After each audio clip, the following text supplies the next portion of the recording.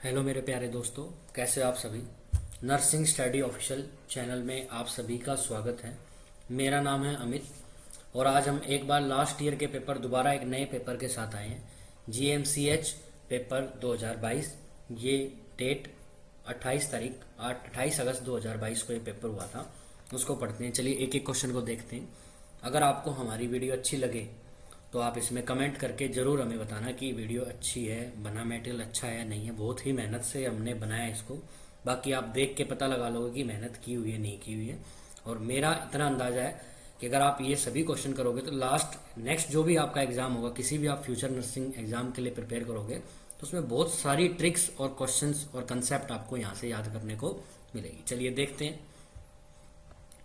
First question है, which of the following anti tubercle drug cause red orange discolouration of urine. बार बार exam में आया है ये क्वेश्चन।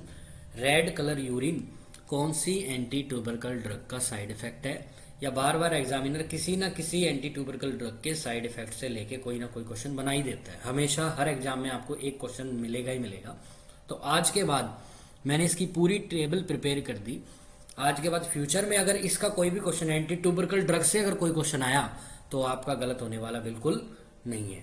चलिए देखते हैं। ये जो मैंने आपके सामने जितनी भी ड्रग्स लिखी हैं, रिफाम्पिसिन, आइसोनियाजेड, पैराजिनामाइड, इथाम्ब्यूटोल, स्ट्रेप्टोमाइसिन, इनको याद करने की ट्रिक है RIPES, राइप्स। इसकी ट्रिक क्या है? राइप्स। राइप का मतलब वो पकना होता है, कोई भी चीज़ जैसे फ्रूट राइप हो जाते हैं, फ्रूट पक जाते हैं। राइप्स बहुत सारे पक जाएं तो राइप्स हो गया। आप जैसे पढ़ाई कर करके पक जाते हैं वो भी राइप्स ही है, ठीक है। तो उसी से आपको याद हो जाएगा एंटी ट्यूबरकल ड्रग्स RIPES। ये उनके फर्स्ट वर्ड है जो आपको याद करनी है।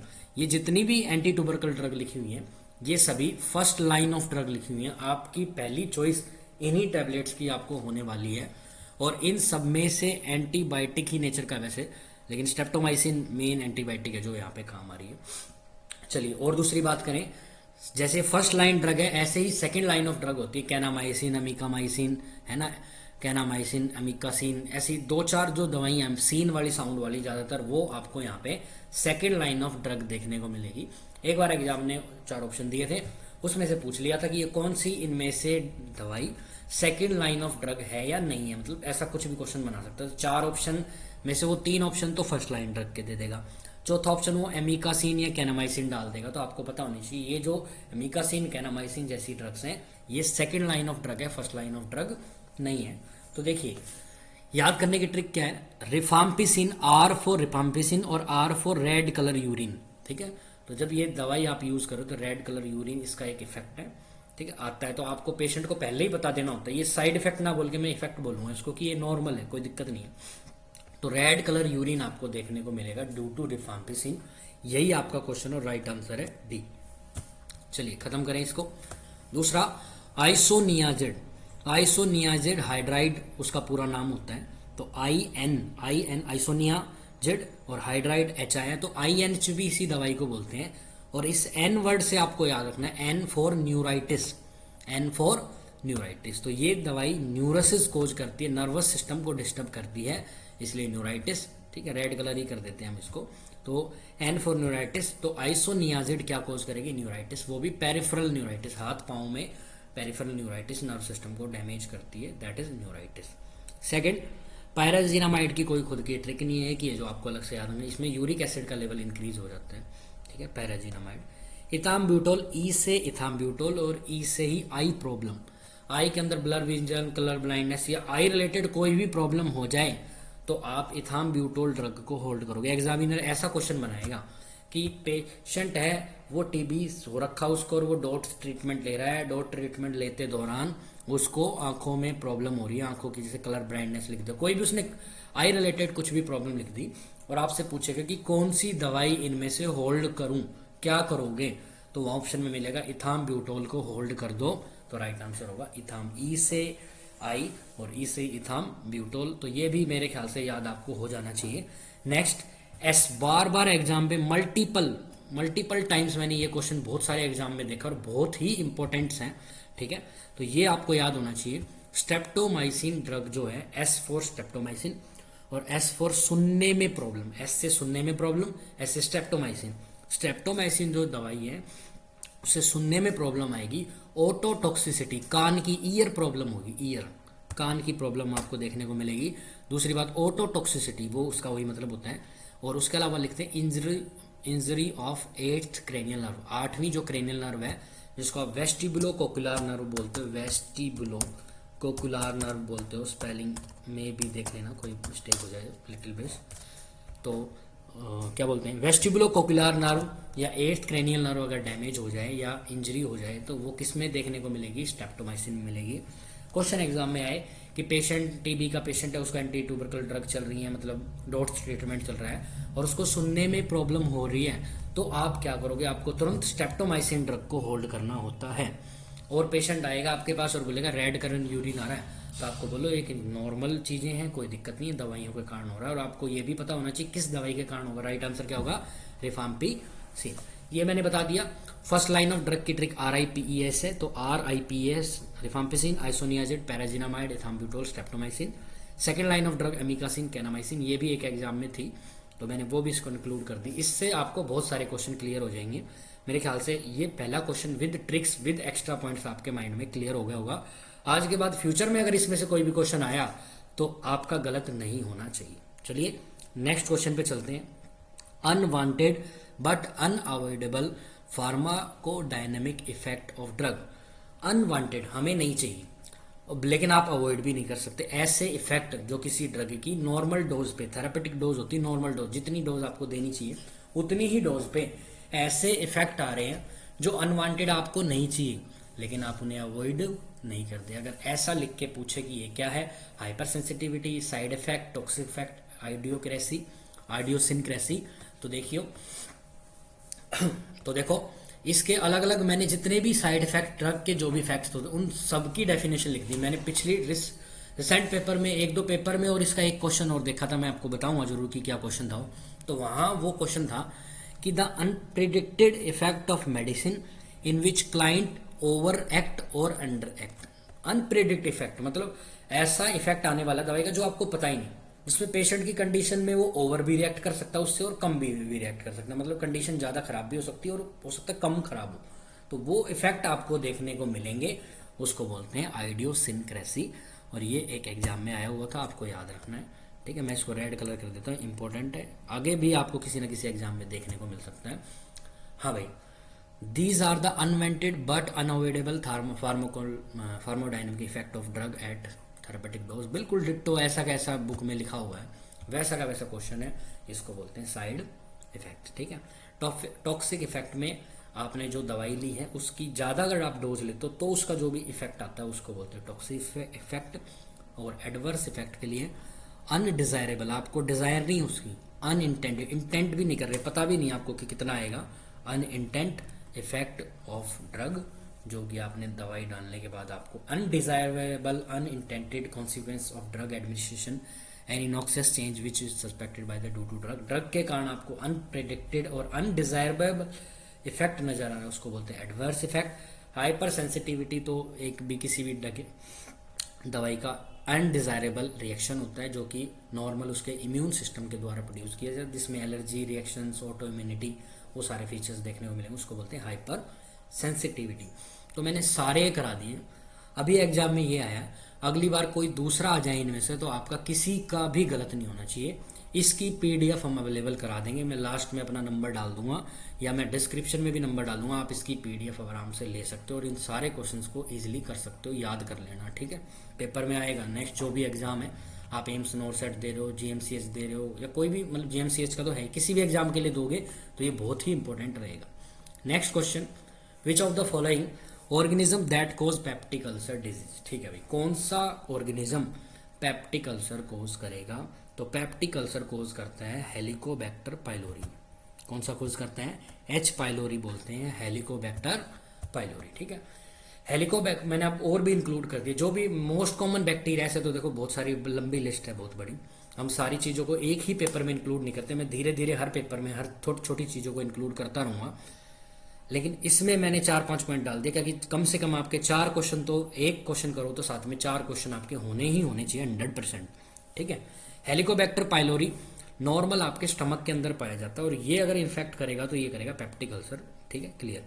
इकोलाई, सीरिया कोलाई, ये आपके इंटेस्टाइन में नॉर्मली पाया जाता है, लेकिन अगर ये इंटेस्टाइन को क्रॉस करके और आपकी यूरिनरी ट्रैक में चला जाए तो वो वहाँ इन्फेक्शन करेगा, उसको बोलते हैं यूटीआई। और यूटीआई हो जाए तो आप फर्स्ट क्या करोगे, पेशेंट को फ्लूइड इनटेक बढ़ाने के लिए बोलोगे। फर्स्ट चॉइस रहेगी आपकी वही, ठीक है, अगर आपके पास और कोई ऑप्शन नहीं है तो। अगर ये भी पॉइंट लिखा तो आपकी फर्स्ट चॉइस है, आपको फ्लूइड इनटेक बढ़ाना पड़ेगा, करीबन 3000 ml के आसपास पर डे लेना पड़ेगा। उसके बाद अगर उससे भी काम नहीं चला तो डोर्सिफ्लॉक्सिन फ्लॉक्सिन वाली दवाइयाँ आप यहाँ पे as a drug of choice आप लिख सकते हो। डोडरलिन बैसिलाई बहुत ही इंपॉर्टेंट बैसिलस है, बैक्टीरिया है, बार बार एग्जाम में ओबीजी के क्वेश्चंस में बार बार देखने को मिलते हैं। ये आपकी वेजाइना की पीएच को बैलेंस करता है। वेजाइना की पीएच नॉर्मली 4 से 8 होती है, एग्जाम में आया था, एमएससी एग्जाम था, पहला ही क्वेश्चन था एमएससी एग्जाम 2019 वाले में, ठीक है, कि आपके वेजाइना की पीएच कितनी होती है। तो क्वेश्चन बढ़ते जा रहे हैं, पहले तो 4 ही क्वेश्चन बनते थे, अब 4 से मैं 8 बना दूंगा इनको, तो आप सिर्फ पढ़ते जाओ वीडियो को, आपको बहुत ही फायदा मिलने वाला है इसका, ठीक है। चलिए, वेजाइना की नॉर्मल पीएच 4 से 5 मतलब एसिडिक होती है। इस एसिडिक पीएच को बनाने के लिए किस बैक्टीरिया की जरूरत है, डोडरलिन बैसिलाई, ठीक है। सिर्फ डोडरलिन बैसिलाई की जरूरत नहीं पड़ती पीएच बनाने के लिए, एस्ट्रोजन हार्मोन भी अच्छा खासा चाहिए। जिन फीमेल्स में ओल्ड एज के अंदर 45 के बाद मीनोपोज हो जाते हैं, उनमें एस्ट्रोजन का लेवल कम हो जाता है, तो उनमें मीनोपोज के बाद आपकी पीएच भी, वेजाइना की पीएच डिस्टर्ब हो जाएगी। और ये वेजाइना की पीएच एसिडिक रहती है तो बैक्टीरिया वायरस को किल करती है, लेकिन आफ्टर द मीनोपोज ये बैक्टीरिया एसिड नहीं होगा, एसिड नहीं होगा तो बैक्टीरिया किल नहीं होंगे। और अगर बैक्टीरिया किल नहीं होंगे तो आपको क्या देखने को मिलेगा, आपको इन्फेक्शन देखने को मिलेगा, वेजिनाइटिस हो सकता है, ठीक है, तो ये भी ध्यान रखना है। नेक्स्ट क्वेश्चन, गाबास, बहुत ही important, group A beta hemolytic streptococci, ऐसे बैक्टीरिया जो आपके ब्लड वेसल्स को, ब्लड को तोड़ देते हैं। स्ट्रेप्टोकोकाई नेचर के होते हैं, कोकस मतलब राउंड शेप होते हैं, स्ट्रेप्टो मतलब चैन में मिलेंगे, इतना डिटेल में नहीं जाएंगे। गाबाज वो बैक्टीरिया हैं जो फेरेंजाइटिस, एंडोकार्डाइटिस, ग्लोमेरुलोनेफ्राइटिस और बहुत सारी प्रॉब्लम करते हैं, ठीक है। मैंने कुछ नाम लिख दिए और भी कुछ नाम मैं इंक्लूड कर दूंगा नेक्स्ट वीडियोस के अंदर, ठीक है। फिलहाल आपको ये 3 तो याद रखने हैं, फेरेंजाइटिस, एंडोकार्डाइटिस, ग्लोमेरुलोनेफ्राइटिस, ये तीनों ही इन्फेक्शन के लिए जिम्मेदार कौन है, गाबाज। गाबाज मतलब sir group A beta hemolytic streptococci, और पेपर में आता है group A beta hemolytic streptococci. या पूछे एंडोकार्डाइटिस की ड्रग ऑफ चॉइस क्या, तो पेनिसिलिन, जिस दवाई के कारण जो बैक्टीरिया का इन्फेक्शन होगा उसकी ड्रग ऑफ चॉइस रहेगी पेनिसिलिन। पर बहुत सारे पेशेंट के अंदर पेनिसिलिन कॉन्ट्राइंडिकेटेड होती है, क्योंकि पेनिसिलिन को मारने वाला एक केमिकल, एक एंजाइम आपके शरीर में अवेलेबल होता है। तो जैसे आप पेनिसिलिन खाते हो वो एंजाइम उस पेनिसिलिन की दवाई को खत्म कर देगा, उसका इफेक्ट नहीं आएगा। तो उसके लिए आप फिर सेकंड चॉइस जो रहेगी एरिथ्रोमाइसिन, जेंटामाइसिन, है ना, ये माइसिन वाली साउंड वाली रहेगी, ज़्यादातर यही आपको ऑप्शन में इन दोनों में से एक देखने को मिल जाएगी, ठीक है, एरिथ्रोमाइसिन, जेंटामाइसिन। फर्स्ट चॉइस आप एरिथ्रोमाइसिन रखना, सेकंड चॉइस आप जेंटामाइसिन रख सकते हो, और अकॉर्डिंग टू कंडीशन, ठीक है। तो ये मैंने आपको इसके बारे में बता दिया। Next question, the amount when the amount of fluid exceed 2 litre of the condition is, 2 litre the condition is, ठीक है। एमनियोटिक फ्लूइड की बात कर लेते हैं। एमनियोटिक फ्लूइड ऐसा फ्लूइड है जो आपके बच्चे के चारों तरफ जो फ्लूइड फैला होता है उसको बोलते हैं। और ये ट्रम पे जब डिलीवरी का टाइम होता है 38 से 42 वीक के आसपास, ये 600 से 800 ml नॉर्मली देखने को मिलेगा। अगर ये 2 लीटर से ज़्यादा हो जाए तो इस कंडीशन को बोलते हैं पॉलीहाइड्रोमिनोज, और अगर ये 200 ml से कम हो जाए ट्रम पे उसको बोलते हैं ओलिगोहाइड्रोमिनोज। पोली का हमेशा मतलब हमारे पास ज़्यादा ही रहा है, जैसे पोली यूरिया ज़्यादा यूरिन पास करना, ओलिगो यूरिया कम यूरिन पास करना, ऐसे पोलीहाइड्रोमिनोज का मतलब कम, ज़्यादा एमनियोटिक फ्लूइड बनना, कितना ज़्यादा, 2000 ml से ज़्यादा, और अगर कम बनेगा तो वो 200 ml से कम बनेगा, उसको बोलते हैं ओलिगोहाइड्रोमिनोज, ठीक है। ये ट्रम की बात हो रही है। नॉर्मल ट्रम पे 600 से 800 ml बनेगा। ये जो एमनियोटिक फ्लूइड है 12 वीक के आसपास बनना शुरू, 11-12 वीक के आसपास आपका एमनियोटिक फ्लूइड बनना शुरू हो जाता है। मेन जो कंटेंट इसमें फ्लूइड फीटस यूरिन होता है, ठीक है।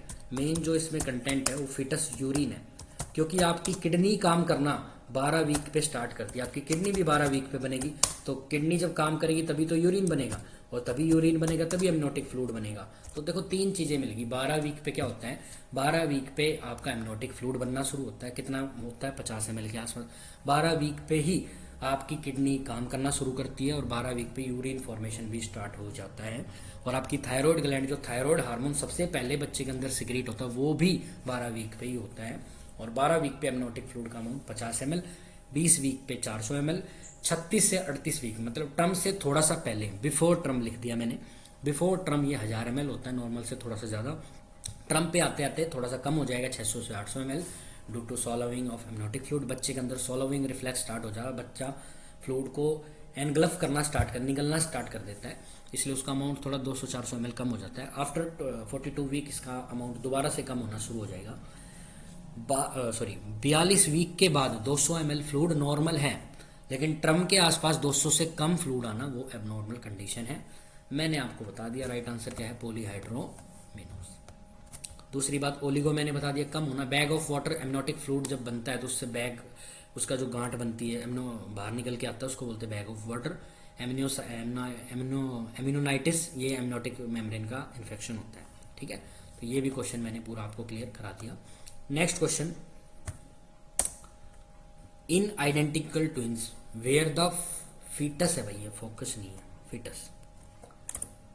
Fetus share common chorion covering the number of placenta is. कहना चाह रहा है कि वो फीटस जो आइडेंटिकल्स हैं उनके अंदर प्लेसेंटा कितनी होती, इतनी सी बात है सिर्फ। कॉमन कोरियन तो कोरियन की कवरिंग, ऊपर की कवरिंग एक जैसी है, लेकिन देखो मैं आपको सारा बता देता हूँ इससे रिलेटेड। ट्विंस होते हैं दो टाइप के, मोनोजाइगोटिक और डाइजाइगोटिक। अगर एक ही जाइगोट से दो बच्चे बनेंगे तो उसको बोलते हैं मोनोजाइगोटिक। एक जाइगोट में एक जाइगोट होगा और एक ही ओवम होगा, ठीक है। दूसरी बात, डाइजाइगोटिक 2 जाइगोट से बनेंगे और 2 ही ओवम होते हैं उसमें, ठीक है। दूसरी बात है मोनोजाइगोटिक ट्विंस बिल्कुल आइडेंटिकल ट्विंस होते हैं, एक जैसे होते हैं, ठीक है। जैसे चिंकी मिंकी जो आपने कपिल शर्मा के शो में देखी है, वो बिल्कुल डिट्टो एक जैसी नजर आती है आपको। बेसिकली ये क्या है, ये आइडेंटिकल ट्विंस है, बिल्कुल दिखने में एक जैसे। इनमें जाइगोट्स एक होगा, ओवम एक होगा, प्लेसेंटा भी दोनों की एक ही होती है, लेकिन अम्बिलिकल कोड 2 बच्चों के लिए 2 कोड तो बनेगी, एक कोड से दोनों पे सप्लाई नहीं जाएगी, इसलिए 2 कोड होती है सिर्फ, बाकी सभी चीजें आपको एक देखने को मिलेगी। No skin graft reaction, skin की ग्राफ्ट की कोई रिएक्शंस नहीं होती। मतलब अगर आप एक की स्किन को निकाल के दूसरे की स्किन पे लगा दोगे तो कोई रिएक्शन शो नहीं होगी। एक की किडनी निकाल के दूसरे में लगा दो, कोई दिक्कत नहीं होगी दूसरे को, नो रिएक्शन शो। लेकिन डाइजाइगोटिक ट्विंस जिनका दूसरा नाम फैटर्नल ट्विंस है, इनमें ऐसा कुछ नहीं होता, इसमें आपको रिएक्शन शो मिल सकती, रिएक्शन हो सकती, ठीक है। इनमें जाइगोट भी 2 होंगे, इनमें ओवम भी 2 होंगे, प्लेसेंटा भी 2 होगी और अम्बिलिकल कोड तो 2 ही होती हैं। तो इनमें सभी चीजें आपको 2 दिखने को मिलेगी।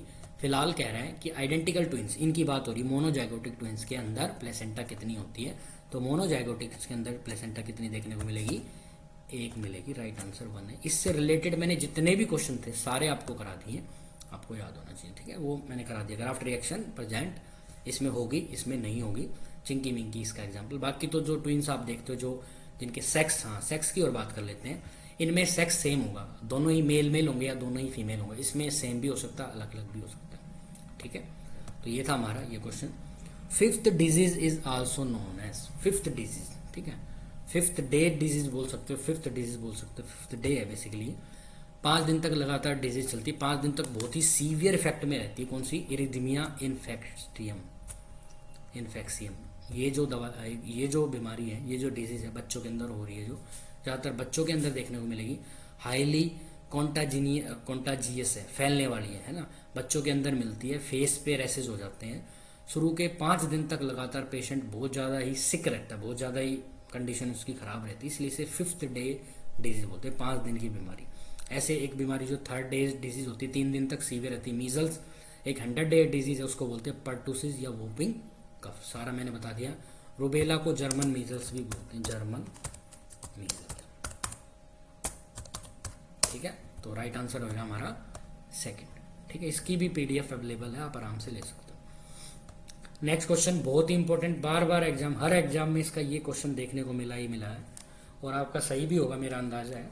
लेकिन अगर एग्जामिनर ने थोड़ा क्वेश्चन को पलटा तो मे भी ये आपका गलत हो सकता है, मे भी, ठीक है। एसजीपीजीआई में इसको दिया, लेकिन उसने चेंज करके दे दिया कि इनमें से कौन सा पार्ट फ्लोपियन ट्यूब का नहीं होता, उसने ये पूछा। बीच में एक ऑप्शन लगा था हाइलम, तो हाइलम उसका आंसर था वहां पे कि कौन सा पार्ट फ्लोपियन ट्यूब का नहीं होता। फिलहाल इन 4 पार्ट्स लिखे में, इनमें से कहाँ पे फर्टिलाइजेशन होता है, तो एम्पुला जो कि सबसे बड़ा पोर्शन है, उसी के अंदर आपको फर्टिलाइजेशन देखने को मिलता है, ठीक है। 4 पार्ट होते हैं फ्लोपियन ट्यूब के, इंटरस्टिशियल या इंट्राम्यूरल, इस्थमस, एम्पुला और इन्फंडिबुलम। सबसे लेंथ के आधार पे सबसे लेंथ होती है 1.25, सबसे छोटी इन दोनों की होती है। फिर इसका डबल करोगे 2.5 इसकी होती है, इसका डबल करोगे इसकी होती है 1.25, इसका डबल 2.5, इसका डबल 5। तो एक ही बार में आपको ये सारे याद हो जाएंगे, ठीक है। इंटरस्टिशियल पार्ट का डायमीटर 1 mm होता है और इंट्राम्यूरल का डायमीटर 6 mm होता है, ठीक है। तो दोनों में देखा जाए तो दोनों में यही सबसे छोटा पार्ट है। सॉरी गलत बता दिया मैंने, गलत दोबारा सुनो। इनफंडिबुलम का जो मेजरमेंट है वो होता है 6 mm, वो देखने में गलत करना, 6 mm। और इंट्राम्यूरल पार्ट का जो डायमीटर होता है वो होता है 1 mm। तो कुल मिला के इन दोनों में से देखा जाए तो कौन सा छोटा है, ये वाला छोटा है और ये वाला बड़ा है, ठीक है। तो याद रखना है।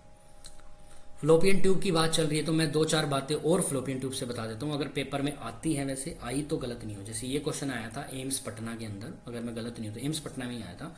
उसमें पूछा था फ्लोपियन ट्यूब की लेंथ कितनी है, तो 10 सेंटीमीटर। वहाँ पे ऑप्शन 10 नहीं था, वहाँ पे था 8 to 12, ठीक है।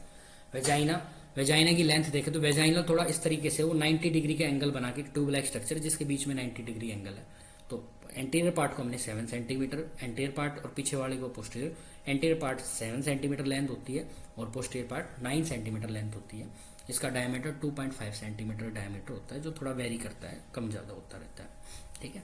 ओवरी, जो कि ओवरी की लेंथ विथ वेट है वो 3 to 1 है, 3 to 1 सेंटीमीटर में, 3 तो आराम से याद हो जाती है ये भी। और अगर यूट्रस की लेंथ याद करो, ये भी मैं आपको आराम से याद करा दूंगा, कोई मुश्किल नहीं है। तो एक याद रख लो बस 7.5 में से आप 2.5 सब्ट्रैक्ट करो 5, और इसमें से 2.5 सब्ट्रैक्ट करो 2.5। तो ऐसे करके एक याद रख लो, बाकी सारी चीज़ें आपको याद हो जाएगी। यूट्रस की लेंथ विथ वेट, लंबाई चौड़ाई ऊंचाई, लंबाई चौड़ाई ऊंचाई, हाँ भाई बिल्कुल, मोटाई बोलते हैं उसको, ऊंचाई ना बोल के मोटाई। इसमें 7.5 में से 5 सब्ट्रैक्ट करो 5, 2.5 सब्ट्रैक्ट करो 5, और उसमें से 2.5 सब्ट्रैक्ट करो तो 2.5, तीनों एक बार में याद हो जाएगी। प्रेगनेंसी के दौरान जो यूट्रस का जो इंक्रीज होता है, कितना साइज इंक्रीज हो, वो करीबन 5 गुना हो जाता है। अभी फिलहाल 7 से 8 सेंटीमीटर के आसपास लेंथ है, ये 8 से 5 गुना बढ़ जाएगी, 8×5 = 40, करीबन 40 सेंटीमीटर के आसपास आपको इसकी लेंथ देखने को मिलती है ड्यूरिंग प्रेगनेंसी। एक क्वेश्चन है पल्स प्रेशर, ठीक है। पल्स प्रेशर क्या होता है? Pulse pressure is defined as pressure it is a difference between systolic blood pressure and diastolic blood pressure. छोटा क्वेश्चन है, आसान क्वेश्चन है, मुश्किल नहीं है, याद होना चाहिए। इसके अलावा 1-2-3 पॉइंट और याद रख लो। अभी एक क्वेश्चन किया तो इसके साथ हम 1-2 चीजें और करेंगे। पल्स डेफिशिट, एक और चीज होती है पल्स डेफिशिट। पल्स डेफिशिट एक ऐसी कंडीशन है जिसमें आप एपिकल पल्स, आपके हार्ट के पास जो पल्स है उसको चेक करो, और रेडियल पल्स को चेक करो जो आपके हाथ पे होती है। दोनों को चेक करोगे तो दोनों में डिफरेंस मिलेगा, एक टाइम पे बीट नहीं करेगी। अगर ऐसा है तो उसको बोलते हैं pulse deficit. It is a difference between apical pulse and radial pulse, ठीक है। एक डायकैरोटिक पल्स होती है, ये भी एबनॉर्मल कंडीशन है। आपका हार्ट एक ही बार बीट कर रहा है लेकिन आपकी पल्स 2 बार हुई, तो कहीं ना कहीं पल्स में कुछ ना कुछ प्रॉब्लम है, तो उसको बोलते हैं डायकैरोटिक। डाई का मतलब 2 होता है, डाई और बाई अगर कहीं भी वर्ड आते हैं उनका मतलब 2 है। तो यहाँ पे एक heart beat give 2 pulse, 1 heart beat give 2 pulse, तो 2 वर्ड आ रहा है तो आप 2 से कंसेप्ट से याद रख सकते हो, 2 वर्ड आएगा डायरेक्ट डाइकैरोटिक पल्स के अंदर। डेफिशिट वर्ड के जो 3 वर्ड है DEF, ये और डिफरेंस, इनमें एक जैसी साउंड है, डिफरेंस डेफिशिट। तो यहाँ से पल्स के बीच में डिफरेंस होगा, और पल्स कौन सी? एपिकल और रेडियल पल्स, तो याद हो जाता है ऐसे। Next question, who is known as father of antiseptic surgery? ठीक है भाई, कौन सा फादर है एंटीसेप्टिक सर्जरी का? तो मैंने बहुत सारे फादर, जितने भी मेन माइक्रोबायोलॉजी के फादर्स हैं वो सारे फादर रख दिए, ठीक है। एंटीसेप्टिक सर्जरी के भी, माइक्रो के भी कुछ बहुत सारे रख दिए, सब याद रख लो। Robert Koch, father of bacteriology. Joseph Lister, father of antiseptic surgery, ठीक है, जो आपका आंसर है। Paul Ehrlich, father of chemotherapy, ठीक है। Hippocrates, father of modern medicine.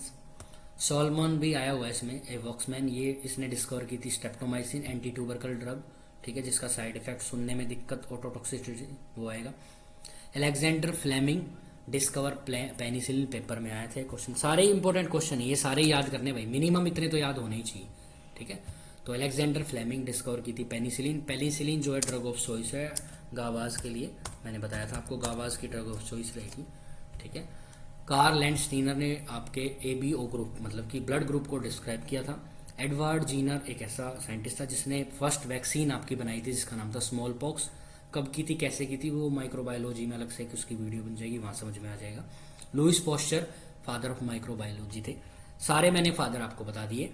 हमारे पास क्वेश्चन था एंटीसेप्टिक सर्जरी के लिए था, है ना। तो सेप्टिक सर्जरी मतलब एंटीसेप्टिक सर्जरी एक ही बात है। जोसेफ लिस्टर इसका आंसर रहेगा, राइट आंसर इज बी। इससे रिलेटेड और जितने भी पॉइंट्स हैं मैंने सारे बता दिए, आपको सारे आने चाहिए एग्जाम के लिए, ठीक है। इसकी पीडीएफ अवेलेबल हो जाएगी, आप आराम से देख सकते हो। World health mental day is observe on, ठीक है, वर्ल्ड हेल्थ मेंटल डे, ठीक है। वर्ल्ड हेल्थ मेंटल डे, ये डे वाली जब बात चली है तो मैंने जितने भी डे हैं सभी डे को इंक्लूड कर रखा है इस वीडियो के अंदर, तो आप आराम से देख के इसमें कर सकते हो, ठीक है। तो एक एक करके हम सारे डेज को पढ़ लेंगे। हमारी बात चल रही है वर्ल्ड हेल्थ मेंटल डे, ठीक है। तो बता देता हूं आपको, वर्ल्ड हेल्थ मेंटल डे जो है वो बनाया जाता है 10 अक्टूबर को, ठीक है। तो पहले तो सॉरी 10 अक्टूबर को याद रखो, 10 अक्टूबर को वर्ल्ड हेल्थ मेंटल डे बनाया जाएगा। एक याद हो गया, चलो इसको तो हटाओ आप साइड में। इसके साथ आपको और क्या क्या चीजें एक्स्ट्रा याद करनी है वो मैं आपको याद कराऊंगा। वर्ल्ड हेल्थ डे कब बनाया जाएगा, वो बनाया जाता है 7 अप्रैल को। कितने अप्रैल को, 7 अप्रैल को। और 7 अप्रैल 1948 1948 के अंदर वर्ल्ड हेल्थ ऑर्गेनाइजेशन, पूरी दुनिया का जो हेल्थ को देखता है उस ऑर्गेनाइजेशन का फॉर्मेशन किया गया था, ठीक है। और पेपर में क्वेश्चन था ये जो वर्ल्ड हेल्थ ऑर्गेनाइजेशन है ये कब बनाया गया था, ये नहीं था क्वेश्चन कब, ये था क्वेश्चन हेड क्वार्टर कहाँ पे सिचुएटेड है। इसका जो मेन हेड क्वार्टर है वो जिनीवा में सिचुएटेड है। ये पेपर में क्वेश्चन था एम्स नॉट सेट 2020 में। कब स्टेबलाइज किया गया, कब बनाया गया, 7 अप्रैल 1948 में। 7 अप्रैल को बनाया गया, इसीलिए इसी दिन वर्ल्ड हेल्थ डे भी माना जाता है। यूनिसेफ 1946 में बनाया गया, न्यूयॉर्क में इसका हेडक्वार्टर है। फूड एंड एग्रीकल्चर FAO 1945 में, और इंडियन नर्सिंग काउंसिल INC 1949 में इसका हेडक्वार्टर है न्यू दिल्ली में। सबके मैंने हेल्थ हेडक्वार्टर्स और मैंने date of establishing year, world health day कब मनाया जाता है, सारा मैंने इससे रिलेटेड बता दिया, ठीक है। Shoulder dystocia is managed by, shoulder dystocia एक ऐसी कंडीशन है जिसमें आप जब डिलीवरी करते हो तो उस दौरान हेड की डिलीवरी के बाद अगर शोल्डर जो पार्ट है वो अटक जाए, वो निकल नहीं पाए, शोल्डर को निकालने में दिक्कत हो रही है, उसको बोलते हैं शोल्डर डिस्टोसिया। एम्स पटना 2020 में भी ये क्वेश्चन आया था। मैंने इस पेपर को होने से पहले ही एम्स पटना का पेपर एक्सप्लेन कर दिया था और वहीं पे ये पूरी ट्रिक भी एक्सप्लेन की थी जो मैंने दोबारा यहाँ पे भी करवाई है। तो शोल्डर डिस्टोसिया को ठीक करने के लिए, मतलब उसकी प्रॉब्लम को आप जिस टेक्निक का यूज करते हो उसको बोलते हैं McRobert manoeuvre, McRobert manoeuvre technique के द्वारा आप क्या करते हो, बच्चे को शोल्डर को निकालने की कोशिश करते हो, ठीक है। इसमें एबडक्ट द मैटरनल थाई माँ के जो थाई उनको एबडक्ट करते हैं, ठीक है। उसके बाद शार्पली हाइपर फ्लेक्स करते हैं एब्डोमन को और रोटेट करते हैं सिम्फाइसिस प्यूबिस को अपवर्ड एंड डिक्रीज करते हैं एंगल ऑफ पेल्विस। कहने का मतलब इस तरीके से पुश करते हैं कि इसको फ्लेक्स करेंगे, यहाँ से ऐसे खींचेंगे, इसको यहाँ से खींचेंगे, फ्लेक्स करेंगे, ये सारा काम करके बच्चे की शोल्डर को बाहर निकालने की कोशिश की जाती है। इसको बोलते हैं मैक रॉबर्ट मैन्योर टेक्निक, जो शोल्डर डिस्टोसिया को करने के लिए, शोल्डर जब फंस जाती है, शोल्डर नहीं निकल पाती, उस कंडीशन में सबसे ज़्यादा यूज किया जाता है क्या, शोल्डर डिस्टोसिया, ठीक है। तो ये था हमारा इसका आंसर, और यूज नहीं होती, ठीक है। एक क्वेश्चन हो, normal human cell contain dash chromosomes, ऐसा क्वेश्चन था। तो देखो आपकी नॉर्मल जो सेल्स है, ह्यूमन सेल्स है, वो 46 क्रोमोसोम कैरी करती है, तो राइट आंसर है 46। इसको तो हटाओ पहले, ठीक है। इसका मतलब 23 पेयर 23 पेयर्स रखती है, जिनको आप डिप्लॉइड्स नंबर ऑफ क्रोमोसोम्स भी बोलते हैं, डिप्लॉइड्स। और ये जो 46 क्रोमोसोम्स होते हैं इस तरीके से होते हैं, 22 पेयर्स ऑटोसोम्स होते हैं, 1 पेयर सेक्स क्रोमोसोम्स होते हैं जो सेक्स डिसाइड करते हैं।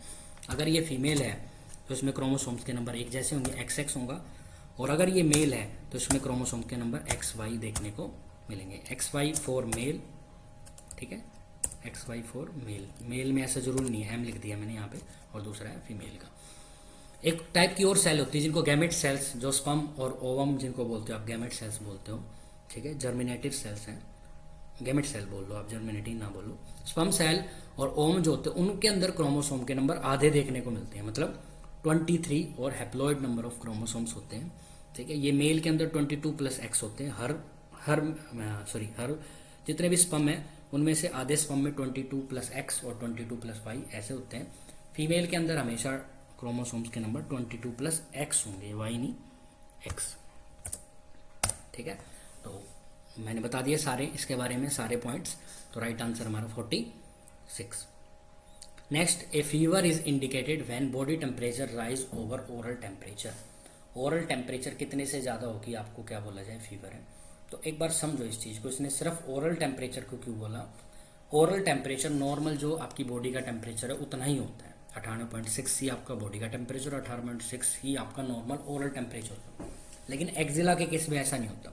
अगर मान लो आपके एक्जिला का टेम्परेचर 100 आ रहा है तो एक्चुअल आपकी बॉडी के नॉर्मल टेम्परेचर से वो 1 डिग्री कम मेजर करता है, सेल्सियस में बात करूँ तो। आपका अभी अगर टेम्परेचर 100 है एक्सिलरी टेम्परेचर, तो इसका मतलब आपका जो नॉर्मल टेम्परेचर है वो 100 नहीं 101 है। ठीक है, तो वो डिनोट करता है कि टेम्परेचर 1 डिग्री ज़्यादा है। और अगर रेक्टल की बात करें तो वो 1 डिग्री आपको सबट्रैक्ट करना होगा, तो वो नॉर्मली 99.6 होता है। अब इससे हिसाब लगाना पड़ेगा आपको। ये है फ़ारेनहाइट में। एक्जिला और ओरल में गैप 1 डिग्री का होता है, ओरल और रेक्टम में गैप 1 डिग्री का होता है, और एक्जिला और रेक्टम का जो गैप है फ़ारेनहाइट का वो 2 डिग्री आपको देखने को मिलेगा फ़ारेनहाइट के अंदर। यही बात सेल्सियस में बात करूँ तो सेल्सियस में ये 36.5 होता है, 37.5 है। थोड़ा ऐसे भी लिख रखा है किसी एग्जाम में किन्हीं ने 36.4 और 5 ऐसे लिखा हुआ, लेकिन ये भी सही रहेगा, कोई दिक्कत नहीं है। तो यहाँ पे गैप 0.5 का रहेगा। अगर आप एक्सिलरी और ओरल टेम्परेचर का गैप देखोगे और सेल्सियस में देखो तो 0.5, और यहाँ भी 0.5 ही गैप रहने वाला है ओरल और रेक्टल का। और एक्जिला और रेक्टम का गैप देखोगे 0.5 प्लस 0.5 ये 1 डिग्री सेल्सियस गैप रहता है, और यहाँ पे 2 डिग्री सेल्सियस गैप रहेगा एक्जिला और रेक्टम में। फिलहाल अगर आपका ओरल टेम्परेचर 99.5 डिग्री फ़ारेनहाइट से ज़्यादा आ रहा है तो उस कंडीशन को क्या बोलते हो, फीवर बोलो। ठीक है, next question, out of the following which is not a major intracellular electrolytes.